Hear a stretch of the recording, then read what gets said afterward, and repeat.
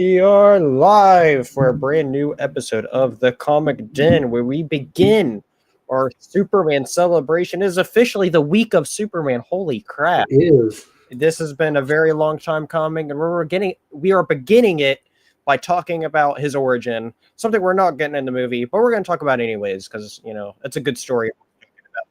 So, Superman secret origin. Let's get into it.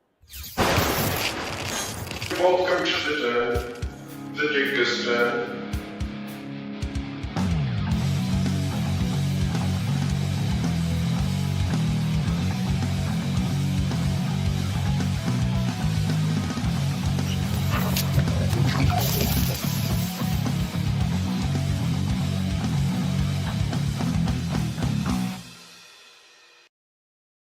All right. Yes. This is the week of Superman. Very exciting. I am going 2 days from now. I'm very excited to go.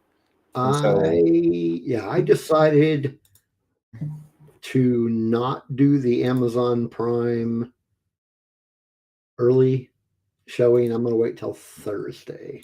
Yeah, I know Chris, co-host of Shell Talk, ended up doing the same.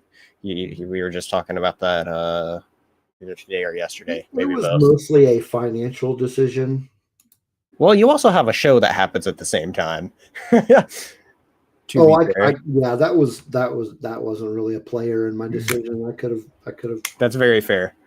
I could have skipped a week on that. Yeah. No, it was a financial decision. Like I've got my AMC subscription, where I pay one thing a month or one price a month, and I go. Basically, I can go as many times a week. It's like 3 times a week, but I don't go 3 times a week. And whereas with the Amazon Prime thing, I would have had to pay, which isn't necessarily a bad thing. It's just that why pay when I can go free? I understand that, especially if it's just a matter of 2 days and you're paying that much, Yeah. For me, it's like I'm paying either earlier or later. So yeah, well, but I still might end up going Tuesday. It depends on like how like geared up I get over it, and like I can't wait to. It depends too on the seats. I was annoyed when the tickets first went on sale. I remember they said it was going to be on sale at a certain time. With it being the summer and not having a good sleep schedule right now, I was like, I set an alarm, but I woke up in time anyway. Like an hour before the time is supposed to, and then I wake up and say, "Oh, tickets are already on sale." So it's like, well, I didn't, get the best seats, but I got still pretty good seats, so I can't complain. Yeah. So, but yeah, welcome in, Steve number 2. Hope you are doing well, and building up excitement for Superman. But before Superman, we have some stuff to talk about. Stuff that we've read, and what's on our polls. However, to link all that together, I do want to mention something, as something big happened in the comic world on Monday. Yeah. Where we lost somebody that I honestly call a comic legend, and I really didn't realize his impact until I listened to Rob Liefeld's podcast episode on it that he put out I listened to it a couple days ago, and it was all about remembering Jim Shooter, who I was very lucky to meet twice. Last time I saw him back in March, I could tell that he wasn't doing that well, and so, but he was somebody that I really didn't realize how big of an impact he had, and until I was listening through and listening to all these creators' stories about him and everything. Long story short, he was editor-in-chief at Marvel for a while, and because of him, we got a few great Marvel runs that are still highly remembered today, with Claremont's Uncanny X-Men, with Frank Miller's Daredevil, and then Walter Simonson's Thor. And so all those were huge roles, and he played a big part in payment plans for what was it called? Something with Marvel there. And then obviously Secret Wars, which is such a huge story. But then he also wrote a bit of Avengers, which I started reading that era of Avengers, but I'm not quite at the story that he was at, or that he started writing, because he started mainly writing a story arc at like, oh my gosh, I don't remember the number. It's like 358 or something. But like a good jumping on point is like 351, because that's when the heroes switch out. So I started there, read a few issues, but I haven't gotten to where Jim wrote a bit of stuff there with like Bride of Ultron and the Korvac saga, and so like that stuff I've started to read this last week. But yeah, I just wanted to mention that rest in peace, Jim Shooter, who was a comic legend. Something else I just learned about Jim that I didn't know that he contributed to the comic world, and actually has to do with something that we'd be talking about today, is that he actually created a big Superman villain. Oh, did he? He created Parasite. Oh. The original incarnation he created, because I know there's been like 4 different people that's been Parasite, but he created the original one when he was really young, because he started writing at DC when he was 13, which is absolutely crazy. And so he had a true passion for the industry. So, but yeah, rest in peace, Jim Shooter. And yeah. I was trying to think of what I've read. I have finally, because it seemed like the past 2-3 episodes I've been giving the same answer every time of what I've been reading about just playing catch up. I have finally caught up on my pull list and started reading some other stuff that wasn't stuff on my pull that I've been slowly catching up on. So I finally went through all those. So as I mentioned, I read a little bit of his Avengers. Obviously I read Superman, that Secret Origin that we're about to talk about. I started reading a little bit of another Superman title from Jeff Johns, because I was looking through all the stuff he wrote, and I was like, I'd like to read all his other Superman stuff. I like Jeff Johns as a writer. So, and there's something else I've read that I know I'm forgetting, and I don't remember what. I a couple days ago, I woke up and I was like, I want to read something about Iron Fist. I've never read an Iron Fist comic. Okay. And so I was like, I want to read Iron Fist. And so I ended up reading it's a 6-issue miniseries that came out, and it's a pretty recent one in like 2021, I think, called Heart of the Dragon, written by Larry Hama. Okay. So I read that, which was okay, but I wanted to read that, because I was like, I want to read something Iron Fist. And so it was fun. It was fine. So very cool. Yeah. What about you? Anything good that you've read? I read my pull list. I read volume 1 of Exceptional X-Men in my pursuit to get caught up on that one. Nice. And then, of course, I read reread Secret Origin. And then I also read Thor the God Butcher. Oh, that's such a good story arc. Is that the first 6 or 12 issues you read of I want to say that is just actually I think it might just be the first 5. Oh, okay. Yeah, the volume 1, the trade is only 1 through 5. Maybe it's the first 10 I'm thinking of that comprises the main bit or whatever. But I do have the I have the next one set up on my Comixology library. Nice. And that one, volume 2, God Bomb. So I haven't started that one, but yeah, I'm gonna finish that one.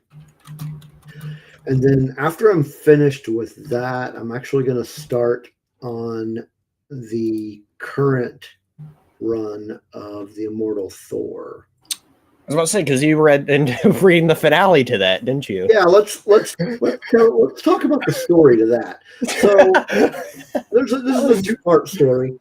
So I go to okay. if you aren't already aware of this, typically I buy my trades in physical form, but my new issues I've been getting digitally. Mostly I did it because of space, because comic books take up space. Yeah. That's true.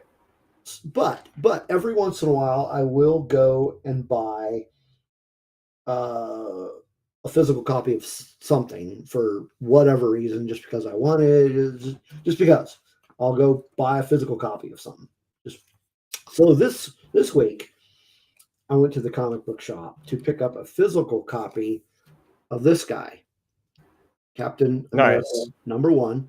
How was that, by the way? It's good. I like it. Nice.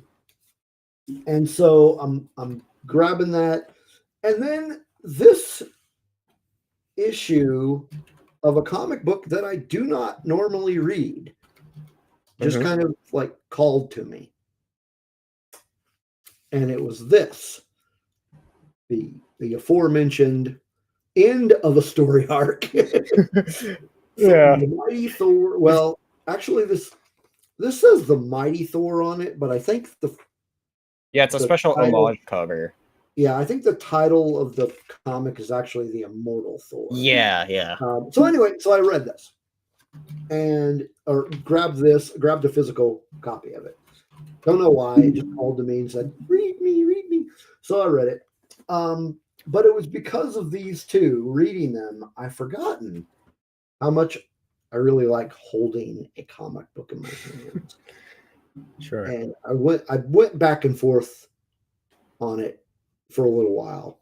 And by a little while, we're talking like a matter of hours. Because I'm like, sure, I'll figure out the space issue. Because one, I like the feel of a comic book in my hand. There's nothing quite like it. But also I want to support more. I mean, I am supporting the local comic book shop by other means. But I want to support them more. Yeah. So I ended up going back to the comic book shop, and I bought everything else on my pull list for that week in excellent. That's awesome. And have read all those. And so I wanted to ask as well about those. How's the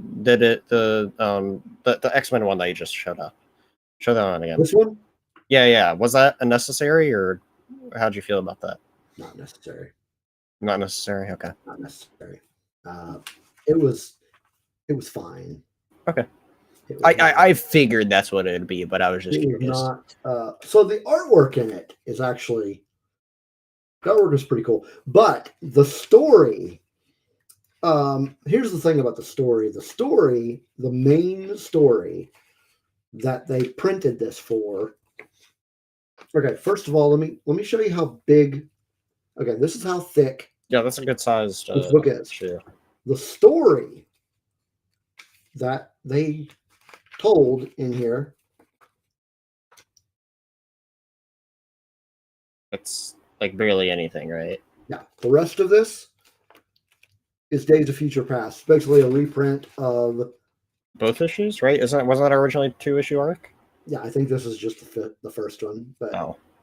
Yeah. So it was like that's kind of cool story, but it's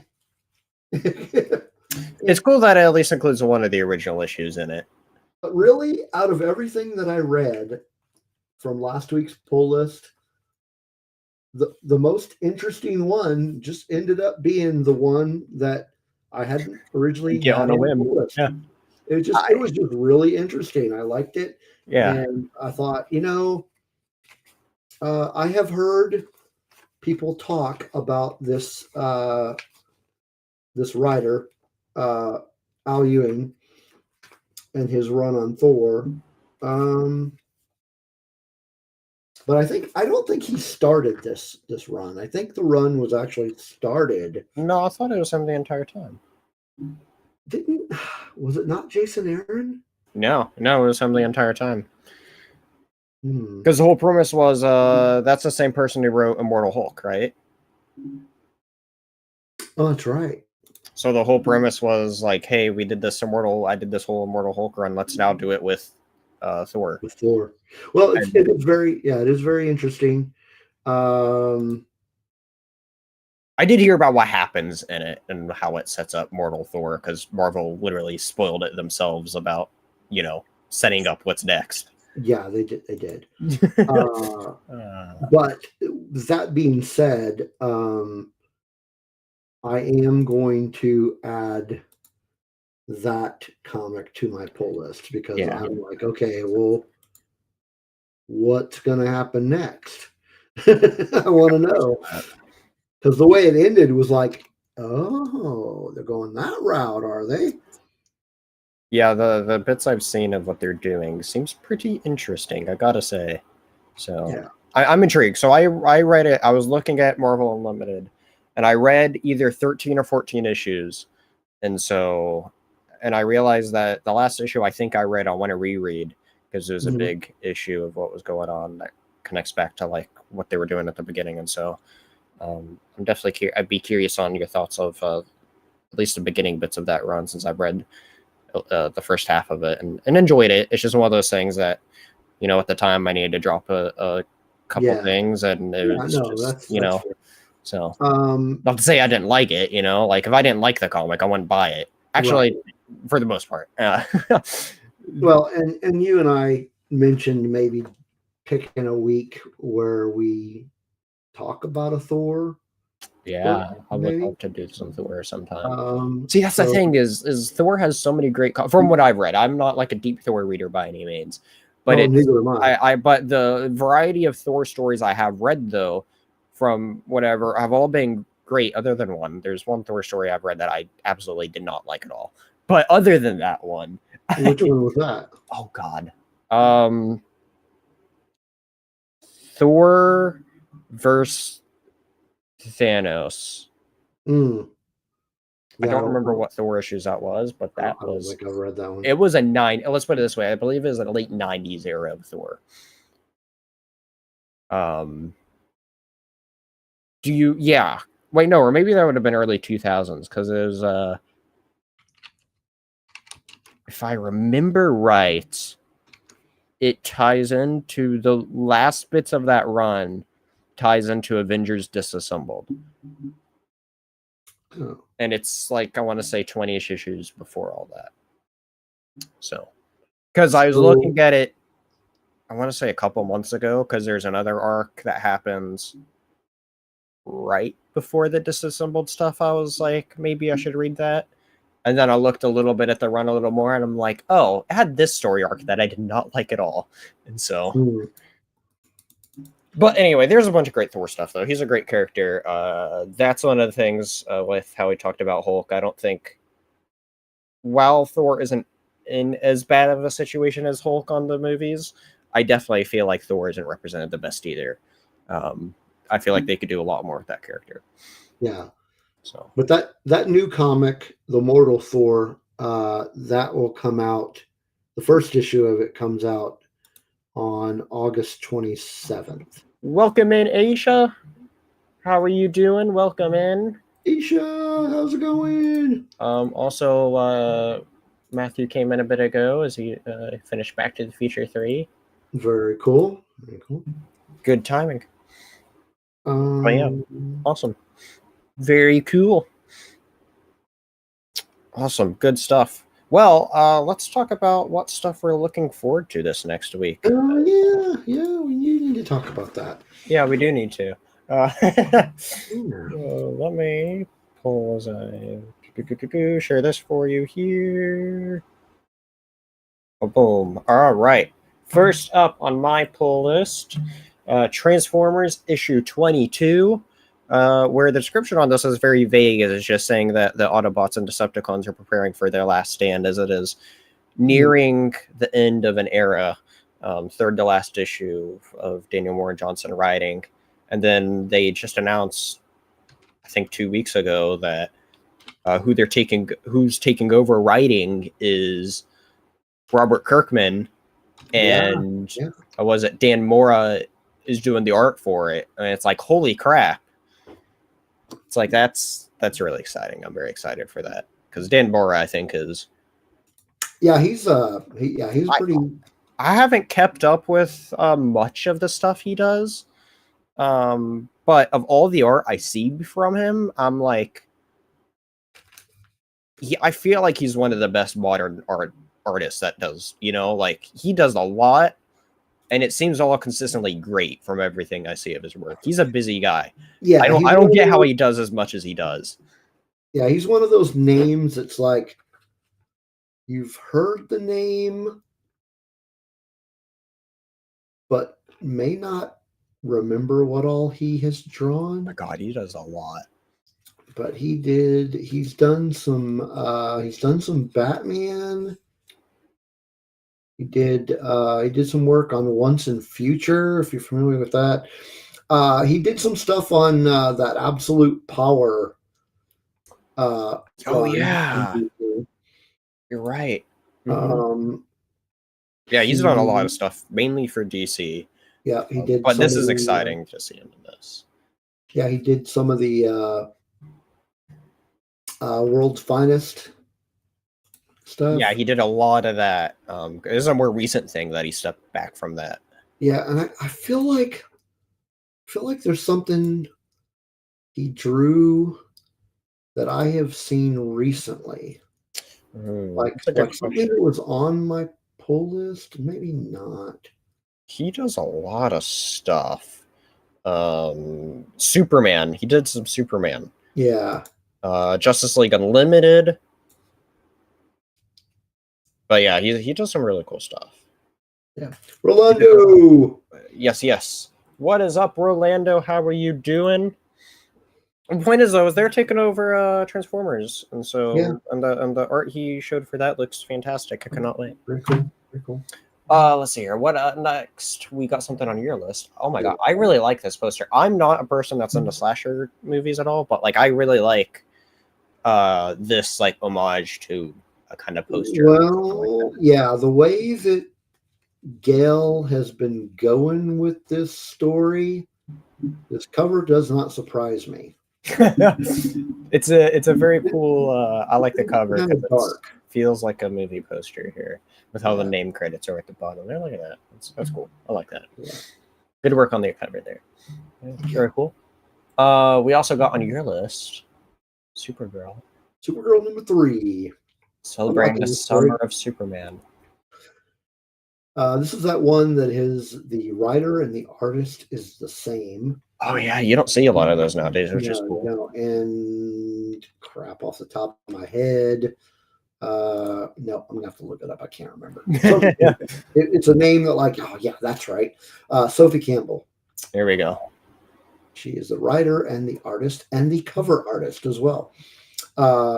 Except for the variant covers, which since I'm going to get a physical copy of this, I'm probably going to get one of the variant covers. Nice. They're pretty cool. I really like the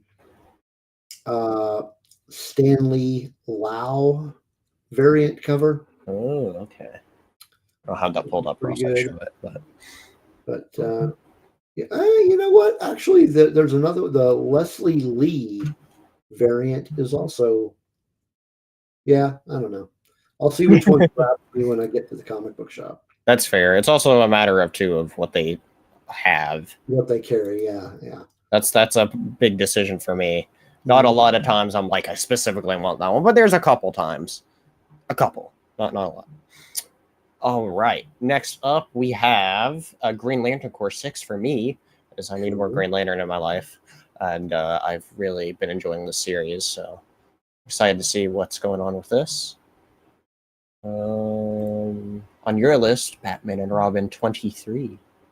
It's a cool looking cover. I need to read that. This has been a good series. Awesome. Who's the Philip Kennedy Johnson is the one that's writing it.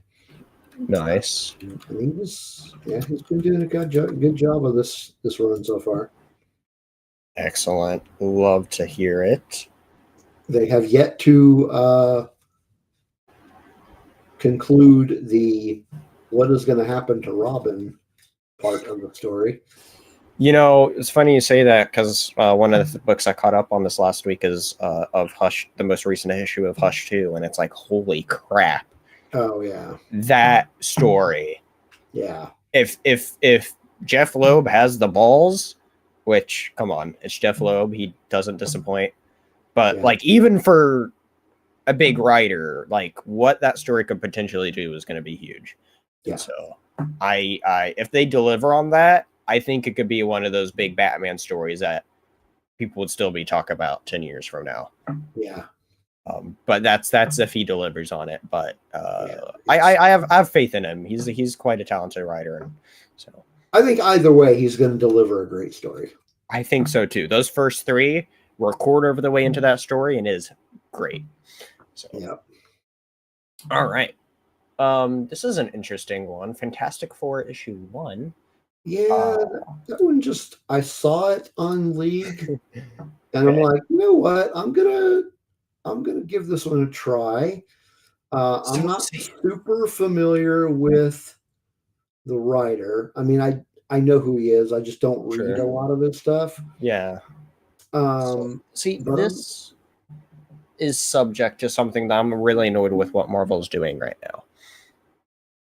And they're doing a similar thing with Thor, but Thor's more of a gimmick. This is just doing it because they're trying to be really cheap with getting sales. They're constantly rebooting number ones of like all their series to try to get more sales, even though people would be part of the same creative team. Like, this is the exact same creative team. Maybe not the artist, but the writer at the very least is the same.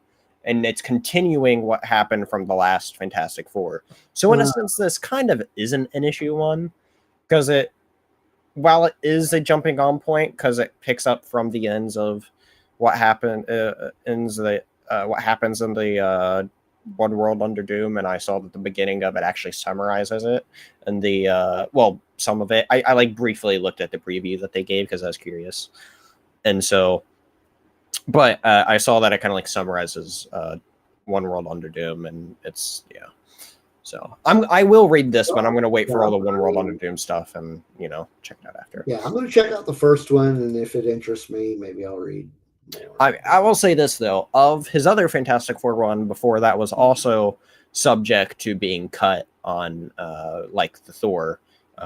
There's a harder one for me to cut. The reason why I cut it was actually because of the One World Under Doom stuff, because I was like, I don't want to buy all the One World Under Doom stuff because I really want to read it. I don't know if I start reading this, which is a tie-in, and all the One World Under Doom stuff, it just make me want to get more and more. I was like, I'm just gonna read it all when it's all done on Marvel Unlimited. Yeah, I just I'm gonna check it out. It's an issue number 1. I'm not what you would call a super deep reader of Fantastic Four. I've got a pretty good working knowledge of the comic. Mm-hmm. I've read some of the big story arcs, but I'm not really a deep reader of their stuff. That's fair. They're probably one of the group / characters that I would, if I could choose only like say 3 Marvel groups or characters to do a deep dive in, they'd probably be on that list. That's fair. I think from everything I've read, they have a consistently great comics. I mean, if I only got to pick 3, I mean, X-Men would have to be on there. The 3 right off the top of my head, if I could only pick 3, is it'd be Wolverine, Venom, and I guess Fantastic Four then. Okay. I thought you were talking teams specifically. Team / characters. Okay. No. I thought you meant teams. Yeah, team / You know what? That does bring up an interesting idea for a future episode. Though. Another top 5 type thing, or maybe top 3. Yeah. Comic book teams. Yeah. No, that'd be an interesting one. There are a lot of them out there. There is a lot, especially figuring out, maybe highlighting some of the ones that are maybe curveballs, not the ones that everyone would expect. So. Challengers of the Unknown, number 1. There we go. But anyway, yeah, awesome. Something else that's on both of our pull lists, actually. I think the only book that's on both of ours. Absolute Superman 9. Yeah. Heck yeah. That's exciting. That's cool. This book was on the list of I'm probably gonna drop this, and then I read the last one, and I'm like, all right, Jason Aaron, I really like what you're cooking up here with this story, and how it could potentially connect to Absolute Batman and all that. So I'm like, I guess I'm gonna have to keep reading you. So check out the well, if I could get it to pull up, the Gerald Perel variant. Okay, hold on. Let me pull that up here really quick. Cover. It's pretty cool. I like it. Oh, I did see this one actually. Let me share that for everybody to see here. Yeah. Look at that. That is sick. Yeah, I really like that one. Aisha says, never seen any comic book stores here in London. People only pick comic book section magazines at Comic Cons when they're on. Interesting. Wow. I'm sure there is surely one somewhere. Like, surely there's one or two. I have a friend that lives in the UK, but I know he has to go out of his way to the comic store. I don't know what area he lives in, but I know he goes to a comic store somewhere there in the UK. But I have no idea his relation to London. So that is a really cool cover for Absolute Superman, though. Definitely like it. But I completely understand that, though, is that one of the biggest problems with the industry, though, is not being able to access comics. And the places that do kind of carry it sometimes don't really make them look appealing, you know? Yeah. Like you know, for instance, you go to Walmart, if you're lucky, you might get one or two stories on the shelves in their book section. And sometimes they'll have those, like, dollar pack comics where it's like, okay, but how are you selling those though? Because it's like sometimes they'll just have a random issue up front of them, and so of just like random bundles. It's like, well, you're not trying to sell the story, you're just trying to sell it off. So I'll look into it a little bit, Aisha, and see if I can give a better idea. Because I'd be really shocked if London didn't have one, or at least one pretty near London. Yeah, you would think. You'd think a town as big as London. See, my only thing with where I'm like, well, maybe they don't, would be just because I'd imagine that own any kind of store there would be very expensive, and so I don't know though. It's an interesting. Place I'd love to visit sometime, though. So there is a place called Forbidden Planet London. Oh. And the address is 179 Shaftesbury Drive. Okay. I'm going to post. Welcome in, Nicole. How are you doing? I'm going to post for Aisha, I'm going to post a link to it in the chat there. There you go. Give that a look. Yeah, so you might check that place out. Very cool. Hey, Nicole. She's saying she's worked all over London. Very cool. All right. Up last on either of our polls, although you said you were gonna wait on this one. Superman Treasury. Well, when I say wait, I will probably wait until Friday. Fair enough. So this book is huge. I saw. That's cool. And expensive as far as comic books go. But there is a name attached to this book that makes me have to read it. There could be two different names, but I think I know which name it is. Well, I am referring to Dan Jurgens. Yes. Who, outside of a few other names, no, I think I can safely say that Dan Jurgens is, for lack of a better way to put it, my Superman writer. I need to read all this stuff. Because when I started reading Superman, he was the one writing it. And he had a pretty long run of Superman, if I'm remembering correctly. Oh, yes. But yeah, he's he would probably, I think it's pretty safe to say he's probably my favorite Superman writer. So, something I want to give some context to is that second name up there, Redondo. That's actually Bruno is his first name, and he is a great artist who previously worked on Nightwing, Tom Taylor's Nightwing, which that had a lot of great art. And at least once, I want to say multiple time at the, is it Eisner's won Best Ongoing Series? Yeah. And so, and a big part of that was because of his art. And I saw a couple preview images of this comic, not realizing what it was. Yeah. And I was like, holy crap, his art here with Superman just looks amazing. Yeah.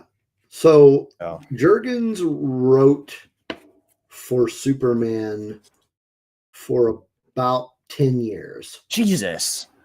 Now, if you aren't familiar with those of you that are listening or watching, if you're not familiar with Dan Jurgens and his Superman run, you might be familiar with a little tiny storyline, just kind of obscure storyline called The Death of Superman.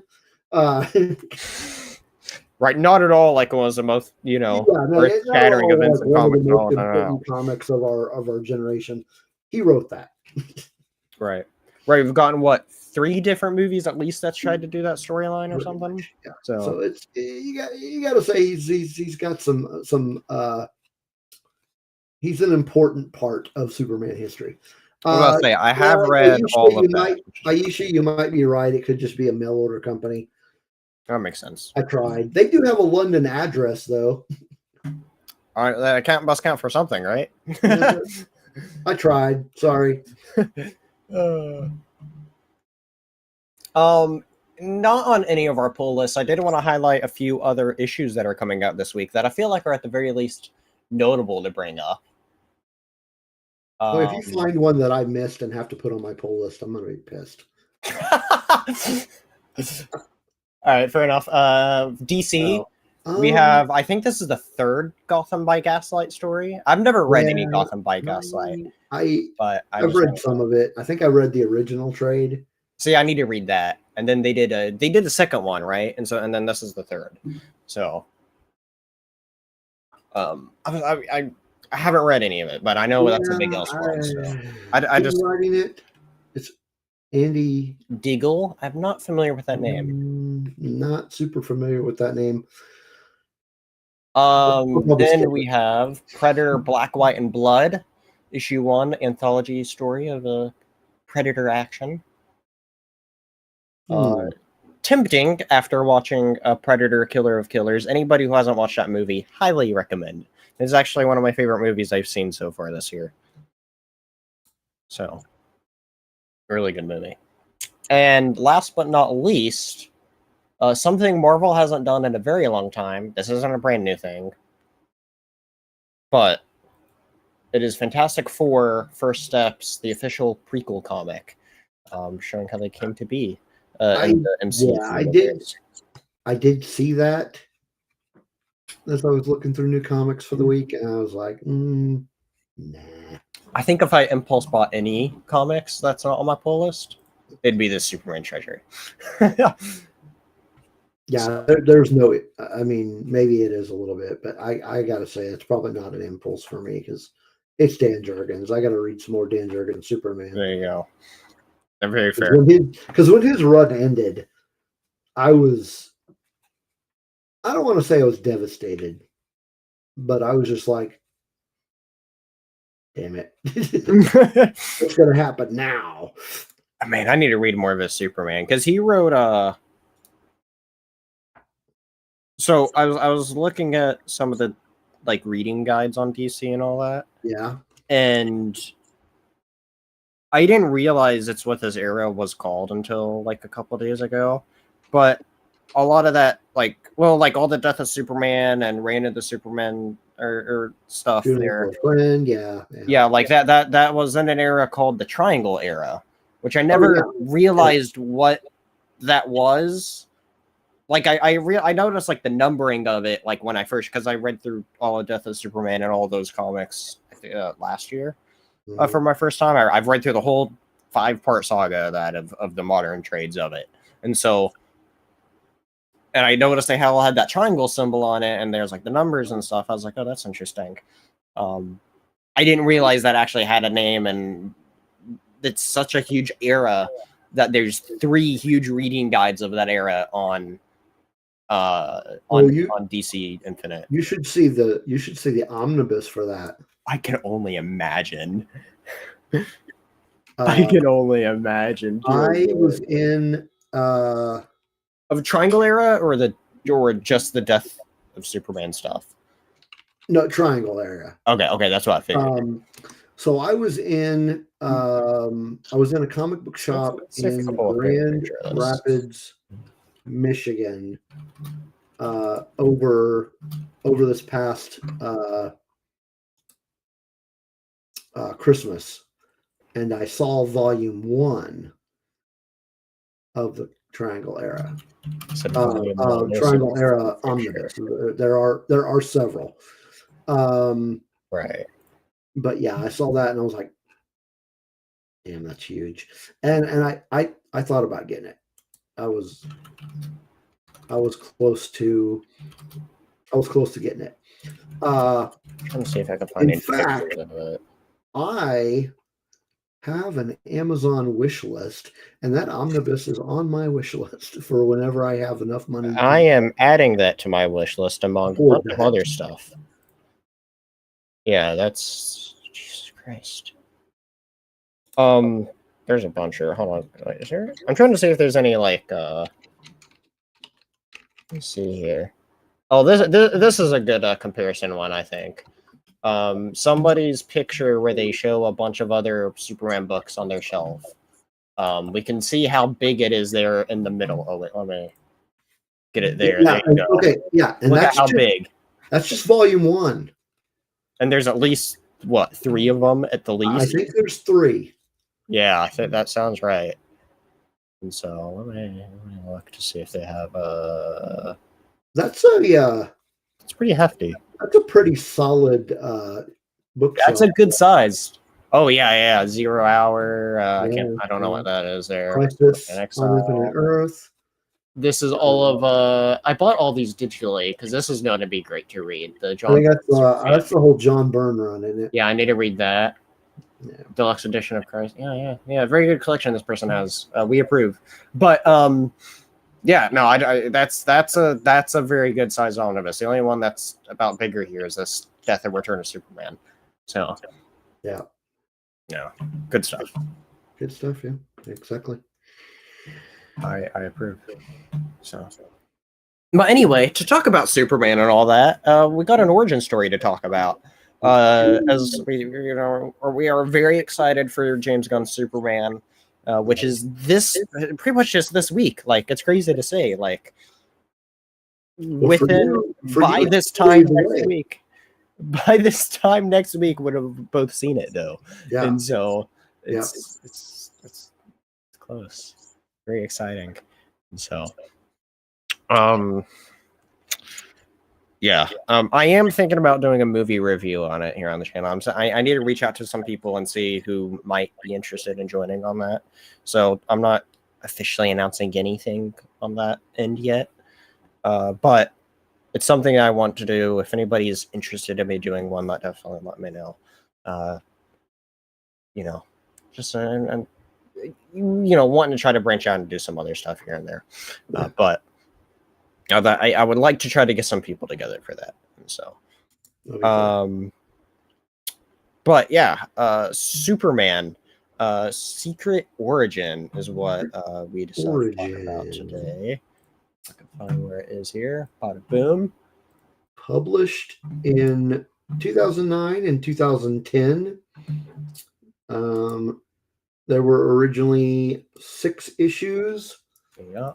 And then I came out with the trade. That's a very nice trade. It is a nice trade. He just came out with a paperback reprint of it. Yeah. So good timing. As I would say, this of the origins, quick origins to read, it's probably the best one to read. It's a really good one. Yeah, it was really good. I did really like it. We get outside of Lex Luthor, we get a couple of pretty significant villains in its origin story. Yeah. We got the aforementioned, because you mentioned them earlier, Parasite and Metallo. Yeah, it was very cool to see them and origins and all that. And so, definitely an origin story for everybody in a sense. It definitely read, I felt like, a good recap, for it. However, you can tell there's history with a bunch of that. Interestingly enough, as far as an origin story goes, did you notice something missing? Well, it did miss something very important. That are you talking about not seeing any of Krypton? Is that where you're referencing? Well, we didn't see any of Krypton, so we didn't see any of him being shot off to Kansas. Right. It just jumps right into here he is. He's in Kansas. Yeah. That is true. Not a bad thing. I'm just no. saying, I don't say that it was missing. See, I very much would agree with it not being a bad thing. There's I just saw an interview pop up today. Speaking of James Gunn again, where I don't know what the question was asked to him, but it was laid out of he was like, here's the 3 moments in all of comic books that doesn't need to be seen on screen again. And they were one, Batman's or Bruce Wayne's parents being shot and pearls falling on the ground. 2, the spider biting Peter Parker, and 3, baby Superman in the rocket. Baby Superman. We don't need to see baby Superman's junk. Right. But point is, though, as he was like, we know the story of Krypton. It's been shown a lot on screen at this point, Yeah. And so, and he's, especially with those 3 characters in particular, those are the 3 biggest superheroes. And so people know generally by now how it happens and where, what it is. And so, and not to say that it doesn't connect back to that. It certainly does, Yeah. It does connect back to it in an important way. But, we don't need to see an important event like that over and over and over, because then it gets tiring of like, okay, we're seeing this thing that we know every single time over and over, and it's just annoying. But yeah, this was an interesting perspective for an origin story. Yeah. Well, it's particularly interesting because the first 2 issues were kind of its own thing, and then the other 4 was another kind of thing. Yeah. So. All right, come on, you guys, quick hug. Hold that thought. I've got some grandkids that are coming in and want to say hi. Oh, hey, buddy. Hey, Pop. Hey, baby girl. All right, come on. Oh, look at that.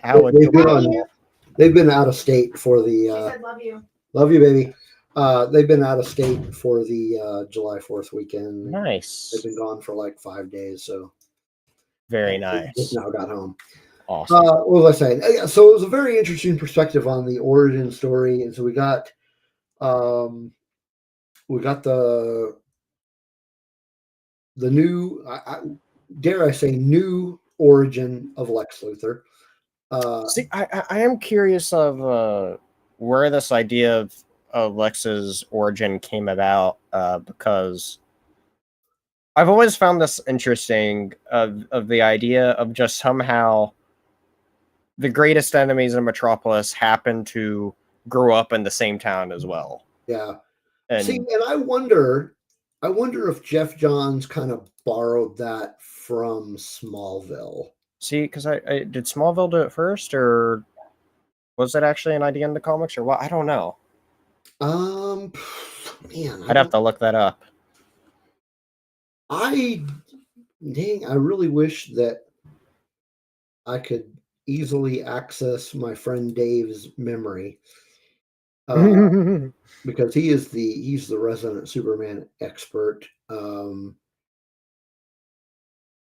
I don't remember. I personally do not remember Lex ever before this having grown up in Smallville.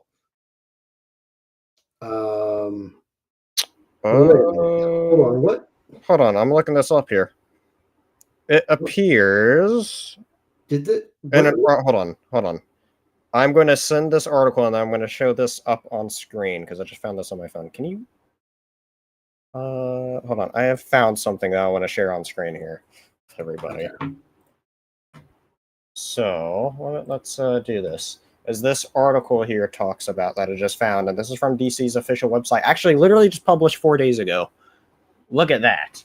Of talking about the beginnings of Superman and Lex Luthor across the years. Okay.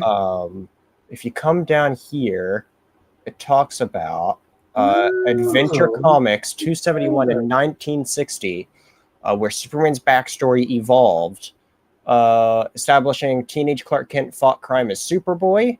This comic gave the opportunity to retell Superman and Luthor's first meeting, and finally gave the villain a first name Lex. He was just known as his name Luthor. Okay. But anyway, it set it up all the way back in 1960. Wow. Learn something new every day. Yeah, and so this just recounts their big times together on the big screen. So there's Smallville. Very good. Obviously, Smallville made it a huge, thing for everybody. Yeah. So yeah, no, that's been a part of Superman lore for a very long time. Yeah, I didn't think it would be that old of a thing. So very nice. Very nice. We did get to see it in. I'm going to have to keep that link handy. Yeah, very interesting. I had no idea that was so. I can read the whole thing again later. Yeah, very interesting. Learn something new every day. Exactly. Great way to. I think that would be a really interesting episode for our Kryptonian Chronicles. Yeah, here, yeah. It talks about it right here, where Lex Luthor right there. Wow. Literally talks that that's Lex Luthor introducing himself to Superman right there. That's pretty cool. Back in Smallville.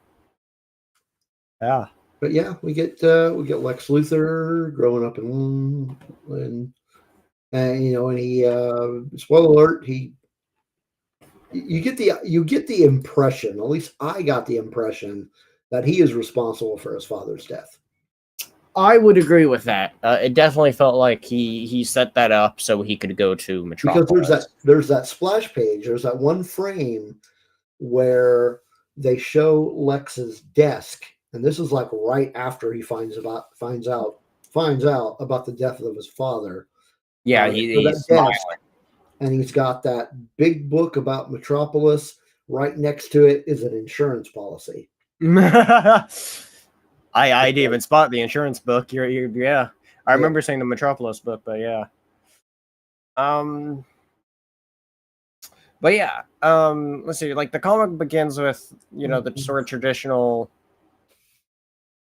story of Superman discovering his powers as he's growing up. Yeah.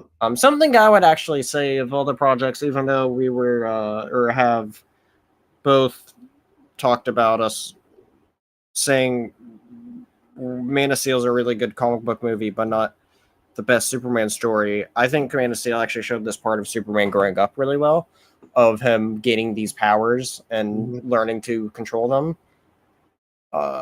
He starts, finding out, oh, he's really strong, and oh, look, he can randomly do these, eye blasts and breathe cold air and all that, And so, we get a bit of that in the story at first.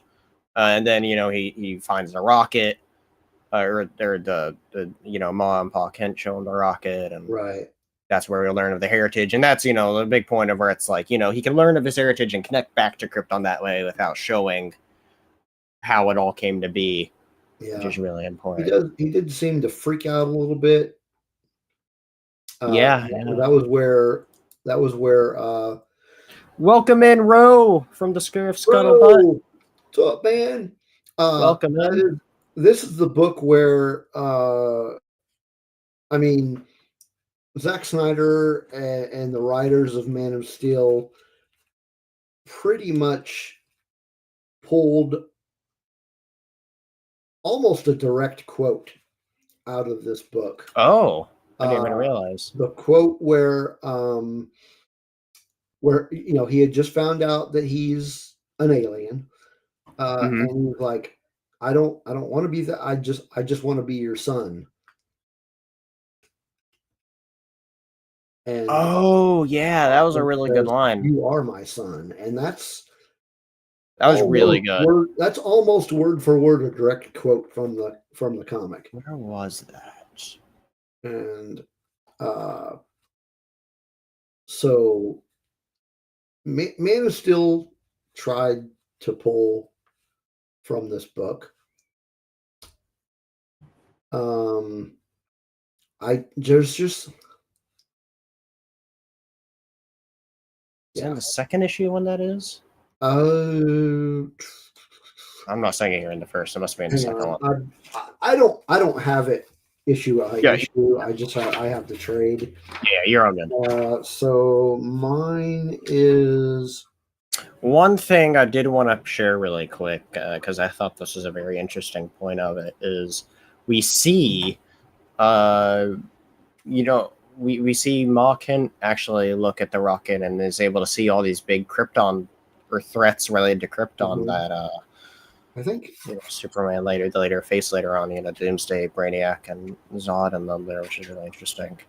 Yeah, I think it might be the first issue. See, I'm not looking. I was just looking there and I don't see it. It's not very far into the. Was it? It's this doesn't have page numbers, but now it's after that. It's after that. Hang on. Oh, it must be this right here or around here, right? Keep going.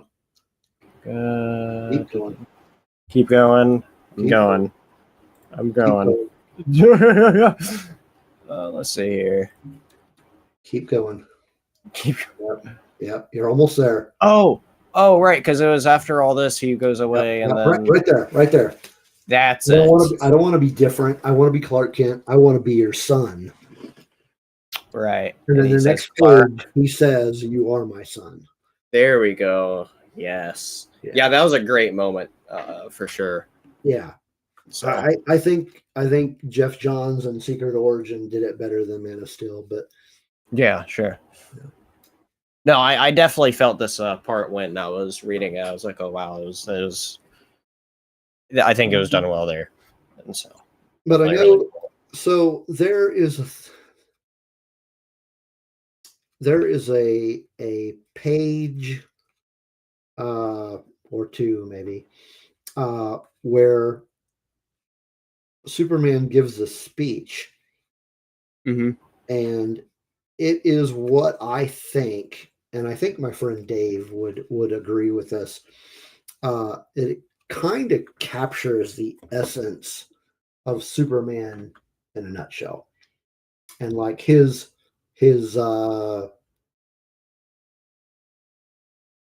thoughts about who he is to the people of Earth, and just kind of his overall attitude about people that look up to him as like this god. But it's a really great quote, and what part of the story is it on? It's kind of toward the end. It's where the army is in Metropolis, and they're fighting. And there's protesters that are about to. I think I know right what you're talking about. Protesters that are about to get their asses whooped by by the U.S. Army, because the Army's like, yeah, we're not going to take this crap. But all this is going on. It started going on while Superman I think is it is out of, this out you're of talking space. about right here. Yeah, that is exactly the frame I'm referring to. Where he says, you know what, tell us what you want us to do, and he's like, stop looking for a savior. It's not me. It's not Lex. You Help are, yourselves, you know. yeah. All of you are. I do what I do because I was given a gift, but all of you were given gifts to use them to make each other's lives better. Right. Show the world that Metropolis has a heart. Yes, it's just kind of, to me, the essence of Superman. He's like, he does this not because of revenge or guilt or money or power. Yeah, He does what he does because he can. yeah, for the good of it. Yeah, Because he's like, yeah, he's got these powers, whereas a lot of people would take those powers and use them for their own benefit. mm-hmm. He's helping people. He just wants to help people. Mm-hmm. Yeah, and I love the contrast of Metropolis when he first enters it into the story, and then when he leaves. Yeah. Especially with the page after of seeing people inspire, Oh, inspiring people to be better. Where yeah. he, if you look at it, I swear it's like, okay, maybe it's right at the end. I think I know which one you're talking about. Is it Right the here. old lady? Yeah, it's Yeah, the old right lady. here. Yeah. Yeah. We're always looking up, like, because in the beginning of the story, she's all like, we don't have time to be looking up in the air. You're right. Like, we're always looking up in the air. Yeah. Yeah. So I liked how that went full circle there. Yeah, that was a good. Sure. That was a good point out there. Yeah, for sure. Yeah, it was definitely a very well rounded story overall. Mm-hmm. Yeah, very well rounded story. One thing that I want to go back and talk about some of the beginning stuff here. Okay. With issue 2. First off, I thought it was interesting that Legion of Superheroes was involved. Is that they're not a group I'm super familiar with. Like, I haven't really read much any of their stuff. But I found it interesting that they were still involved in this story at all, and is part of his history. I gotta say, just from my own perspective, it was kind of unnecessary. Yeah, it kind of makes me curious to explore what more they may be with Legion in this era. Yeah. Which is it's definitely interesting. Okay, I mean, that's all right. Yeah, so you put the Legion in. Why? Shout out to Aisha, who's still here and is past 3 a.m. over there. Respect. Thank you so much for stopping by. Definitely. Especially for how late it is, where I would be lying if I was asleep when it comes to that time, because I was definitely not asleep at that time last night. So, but yeah, thank you so much for stopping by. I didn't feel like it was necessary, but it was interesting. I would agree, though, with it being the weakest possible chapter of this. Yeah. It's definitely interesting them being there. However, this issue, though, does bring up the biggest gripe I have with this story arc, or with this story. Oh. And it is this page right here.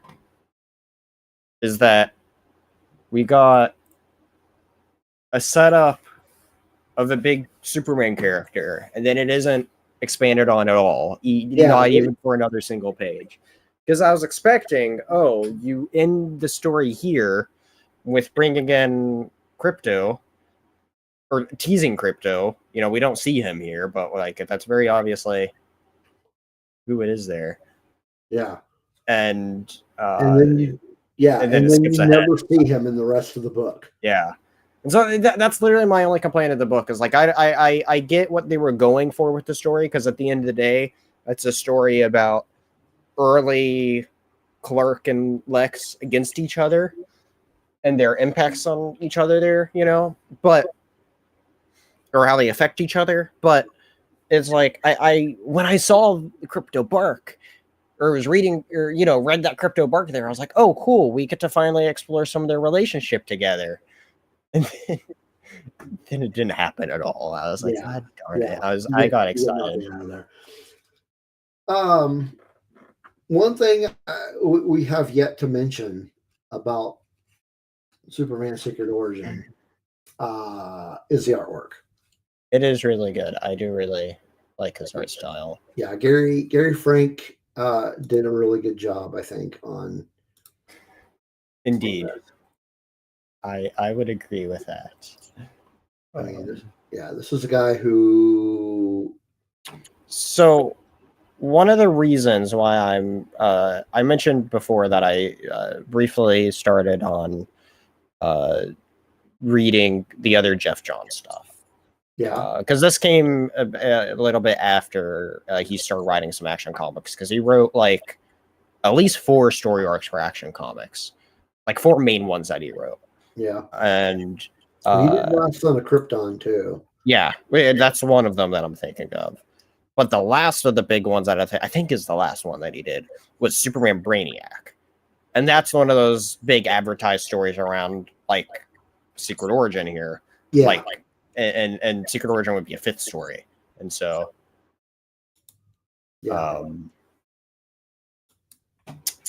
no, I have not heard this, Aisha. I'm very sorry to hear that. I hope he has a speedy recovery. And so that's oh wow. I hope he's doing okay. I have not heard. I'll be honest, I've been kind of out of touch a little bit with everybody in that sort of community. I haven't really visited Kat at all and recently, and yeah. I know she hasn't been doing her streams as much either, which definitely doesn't help in that regard, but like I said, I'm kind of out of touch there, so I hope everything turns out to be okay. Thoughts and prayers to him. But yeah, what was it? Where were we saying? Yeah, Superman Brainiac is what I want to read. I think that was part of the big New Krypton saga.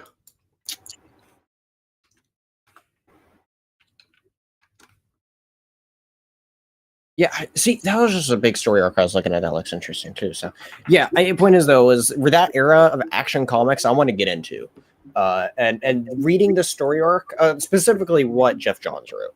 But after reading this, that he did today, it has me wanting to read that stuff even more, and so. Because Jeff Johns, he hasn't really disappointed me with anything. There's one thing that he wrote. I think it was him that he wrote that. I was like, yeah, but other than that, I've liked all this other stuff. Yeah. In between liking it or really liking or being like, holy crap, this is great. So yeah, he's overall a very talented writer. Yeah, he is. He really is.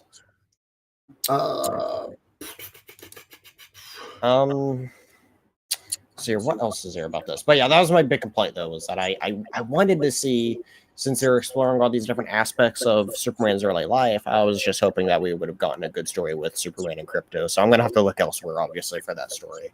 Because especially with the movie around the corner and it being the first time we see Krypto on the big screen.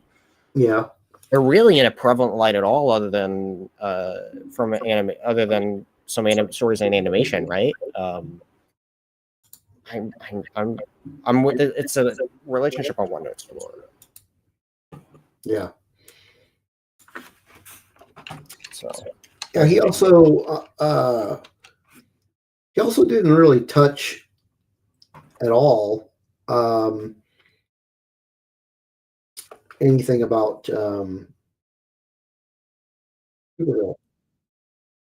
yeah, that's true too. And I think it went a big. I believe though, because see, I'm not really sure on this either, since I haven't really read anything much really with it. But like, isn't like Krypto and like Supergirl like really like closely like related in a sense as well?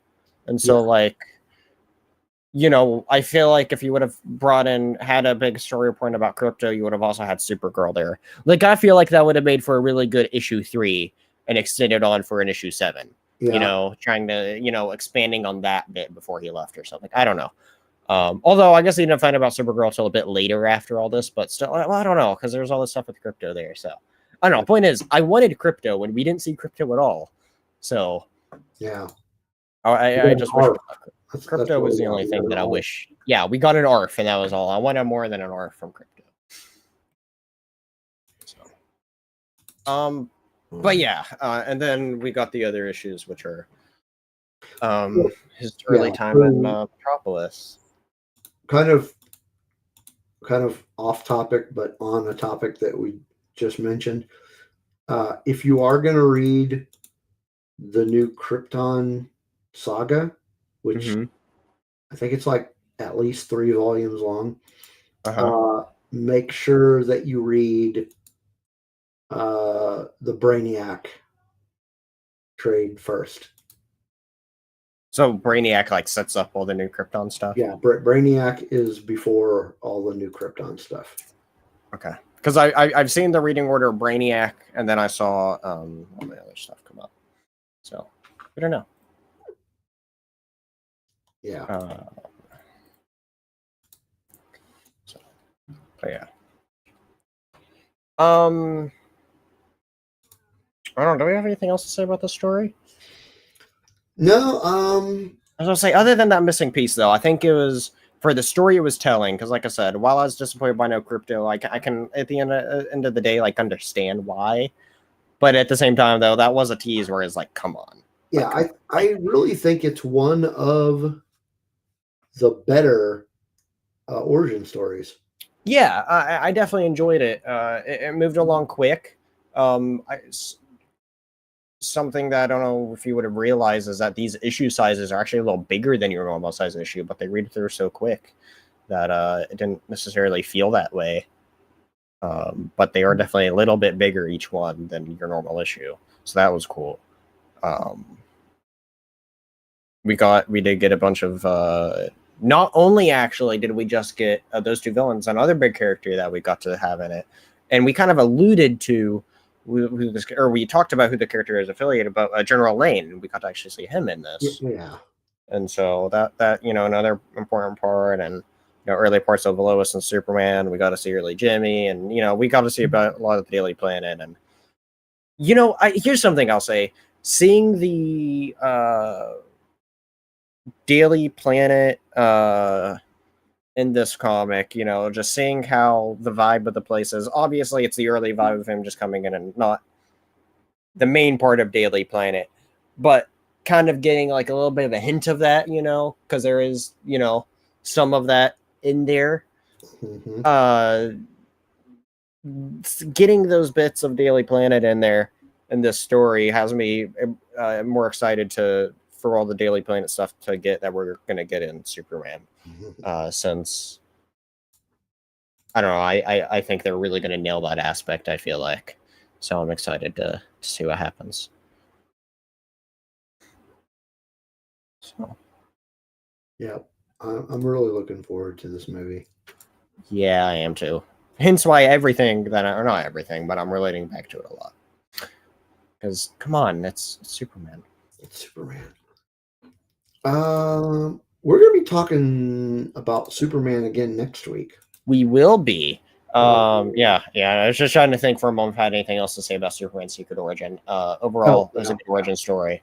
Definitely worth the read. Quick 6-issue read as well. Because that's the other thing is Superman Birthright, which was like another earlier set story. That is 12 issues. And I'd say if you were to read one of them, I would say read this one. I would agree with that. If you only read one origin story, post Man of Steel, I would go with this one over Birthright. Yeah, definitely. But yeah, you sort of bring up a point though.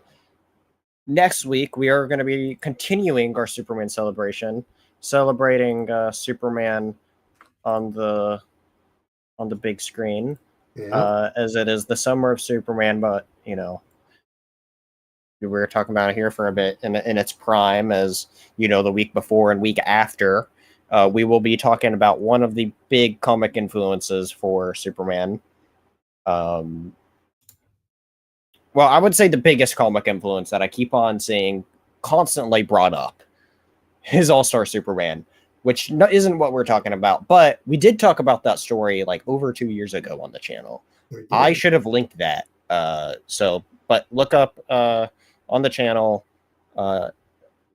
back when I did the Comic Club videos, which I might actually end up doing some of those sooner than later again, actually. Mm-hmm. We'll see. But the first ever video was talking about All-Star Superman, and that was a really good conversation. But you were on there, and very interesting. Yeah, it's a good story. It's a story. No, it's a good story. Yeah. But we're going to be talking about not what we're going to be talking about. We're talking about another one of the huge influences on James Gunn's Superman, and that is going to be Superman for All Seasons, which I'm excited to revisit it because from what I remember of all Superman stories, I would still rank All-Star Superman as my favorite Superman story, probably. But I would say For All Seasons is a very solid second place, so I'm excited to revisit it. Yeah. So, just because I think those two stories show Superman's character the best. So, I don't know what third would be. That didn't sound confident. No, it didn't. If you haven't watched it, go check it out. Is we constantly refer back to that, and I always pick on Steve about it.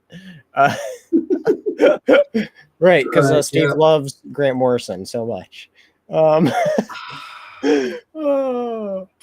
anyway, yeah, we're gonna be talking about Superman for All Seasons, which is done by Jeff Loeb and Tim Sale. Which that's. Yeah, it's a really unique story. So we're going to be talking about that. I'm excited to talk about that. That's a comic book power couple right there. Right? Yeah. It's quite the good story. So we're going to be talking about that next week.